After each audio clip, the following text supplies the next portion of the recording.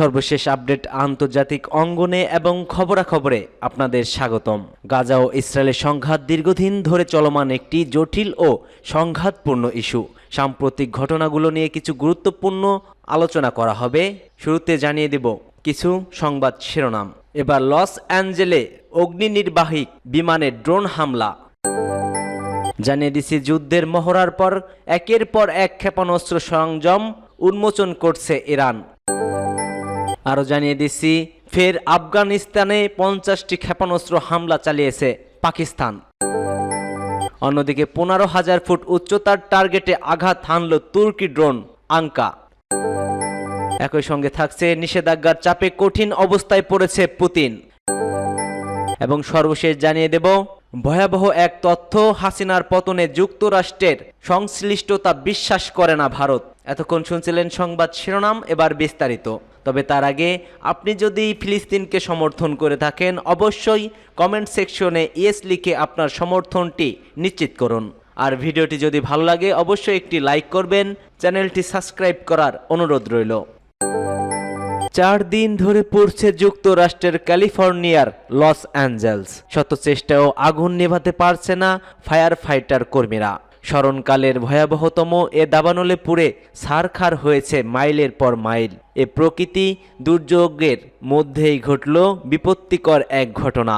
দাবানলে পুড়তে থাকা লস অ্যাঞ্জেলের আকাশে অবৈধভাবে উড়তে দেখা গেল একটি ড্রোন, আর সেই ড্রোনই ঘটিয়েছে বড় দুর্ঘটনা। এ তথ্য জানিয়েছে লস অ্যাঞ্জেলসের ফায়ার ফাইটার বাহিনীর প্রধান অ্যান্থনি ম্যারন। খবর CNN ও CBCর। তিনি জানান অবৈধ একটি ড্রোনের আঘাতে আগুন নেভানোর কাজে নিয়োজিত বাহিনীর অগ্নি নেভানোর বিমান ছিদ্র হয়ে গেছে। প্রাকৃতিক দুর্যোগের সঙ্গে মানব সৃষ্ট এই দুর্ভোগের কারণে এখন অকেজো হয়ে পড়েছে দমকল বাহিনী ওই বিমানটি। এতে সেটিকে আপাতত বসিয়ে রাখা হয়েছে। সোমবারের আগে প্লেনটি কাজে লাগানো যাবে না বলেও জানান তিনি। গত 7 জানুয়ারি লস অ্যাঞ্জেলসের আগুনের সূত্রপাত ঘটে। স্থানীয় সময় বৃহস্পতিবার রাত পর্যন্ত 5টি স্থানে দাবানল সক্রিয় ছিল। তবে সবচেয়ে বেশি ক্ষতির কারণ হয়েছে 2টি দাবানল।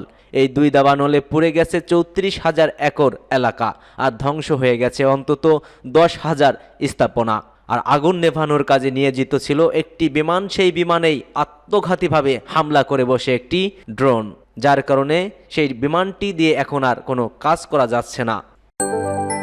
ইরান জানিয়েছে তারা একটি ভূগর্ভ স্থপিত ক্ষেপণাস্ত্র সরঞ্জাম উন্মোচন করেছেন। সেই সঙ্গে দেশটি ঘোষণা দিয়েছে যে তারা নতুন বিশেষ ক্ষেপণাস্ত্র তৈরি করছে। ইসলামিক রেভলিউশনারি গার্ড কোরের বরাত দিয়ে এই তথ্য জানিয়েছে তাসনিম নিউজ। এ নিয়ে ইরানের রাষ্ট্রীয় টেলিভিশন IRIB একটি ভিডিও প্রচার করেছে। ভিডিওটিতে দেখা যায় IRGCর কমান্ডার মেজর জেনারেল হুসেইন সালামি ও ব্রিগেডিয়ার জেনারেল আমির আলী হাজিজা দেহ ওই সংরক্ষণগারটি পরিদর্শন করছেন। হাজিজা দেহ ওই স্থানটিকে সুপ্ত আগ্নেয়গিরি বলে বর্ণনা করেছেন। ইরানের দক্ষিণ পশ্চিম অঞ্চলীয় শহর আবাদানে এক অনুষ্ঠানে সালামি গতকাল ঘোষণা করেন IRGC অ্যারোস্পেসের ফোর্স নতুন বিশেষ ক্ষেপণাস্ত্র তৈরি করছে। তাসনিম নিউজ বলছে ইরানের বাশিজ বাহিনী রাজধানী তেহরানে 1,10,000 সদস্যের একটি বড় মহড়া দিয়েছে। বার্তা সংস্থাটি লিখেছে ইরানের সশস্ত্র বাহিনী সম্প্রতি বেশ কয়েকটি যুদ্ধ মহড়া চালিয়েছে। বিশ্বজুড়ে এখন ইরানকে নিয়ে তোলপাড়।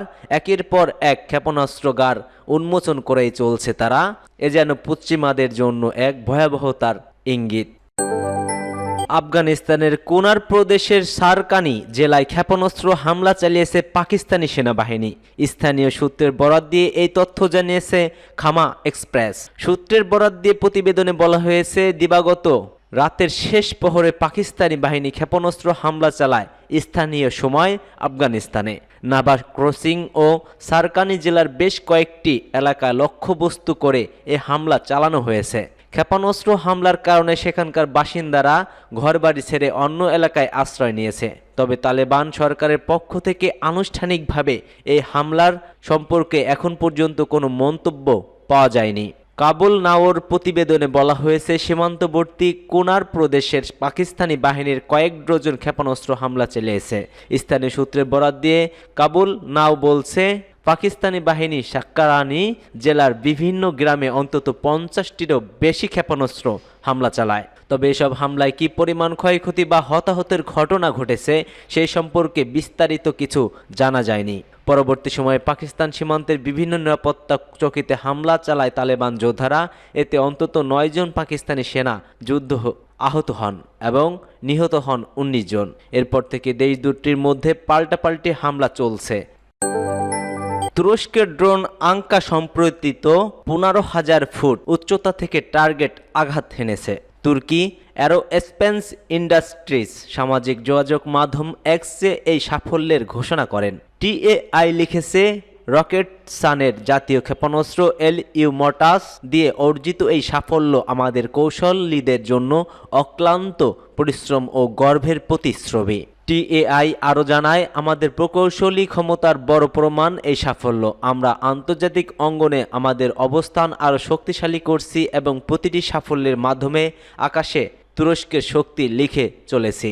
আঙ্কার প্রথম উড্ডয়ন হয় 2010 সালে এবং 2017 সালে এটি তুরস্কের সশস্ত্র বাহিনীর অস্ত্র ভাণ্ডারে যুক্ত হয়। দ্রুতই এটি বিশ্বের অন্যতম সেরা অপারেশনাল সিস্টেম হিসেবে স্বীকৃতি পেয়েছে।